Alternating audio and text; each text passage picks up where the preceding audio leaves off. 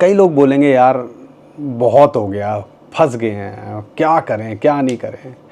तो फिर दिखता है बिटकॉइन, फिर दिखता है यार 15,000 से $1.25 लाख, फिर दिखता है इथेरियम $1,000 के नीचे से $5,000, फिर दिखता है जी गैस, फिर दिखता है XRP।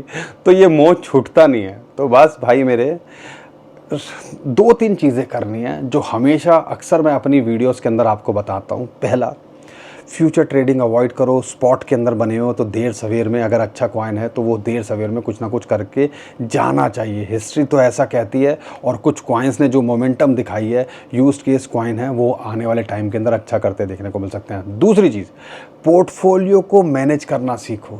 10, 5, 20% ज़्यादा एक्सपोजर नहीं होगा ओवरऑल पोर्टफोलियो का, तो यहाँ पे कोई फ़र्क नहीं पड़ रहा, बिटकॉइन कितना भी जाए आप मैनेज कर लोगे।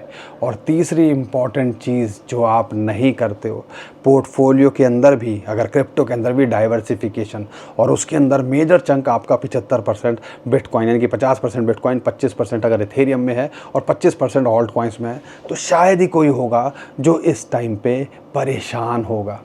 लेकिन ये बात कर रहे हैं हम बुक। एक्चुअल में हम सब क्या सोचते हैं, किताबें पढ़ना, हम में से ज़्यादातर लोगों को पढ़ाई अगर करनी होती, अच्छी होती, तो यहाँ एस्ट्रोनॉट होते, साइंटिस्ट होते, पता नहीं क्या क्या होते। तो ये सब बातें किताबी हैं, आप भी यही बोलोगे। और ज़्यादातर प्रैक्टिकली लोग इम्प्लीमेंट नहीं कर पाते, क्योंकि इसके लिए चाहिए डिसिप्लिन। जो डिसिप्लिन है वो हम में से ज़्यादातर लोगों के पास नहीं है।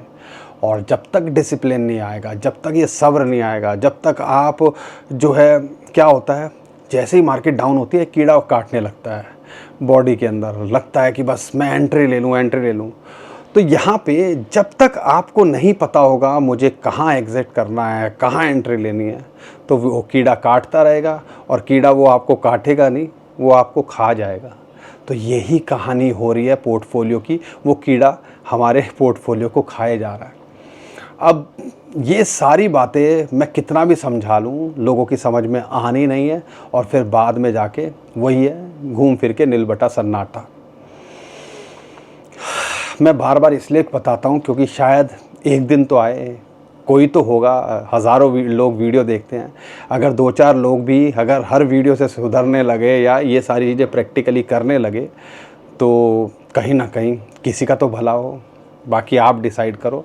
उम्मीद करता हूँ आपको मेरी बातें समझ में आ रही होंगी। अगर समझ में आ रही हैं तो भाई को सपोर्ट कर दिया करो, वीडियो को लाइक और शेयर कर दिया करो, क्योंकि ये जो किताबों के अंदर नहीं मिलेंगी ऐसी बातें, क्योंकि हमने भी बहुत सारी चीज़ें झेली हैं। आप में से ज़्यादातर लोग जो गलतियाँ कर रहे हैं हमने भी करी हैं, और शायद ही कोई होगा जो आज भी थोड़ा सा डगमगान आ जाए।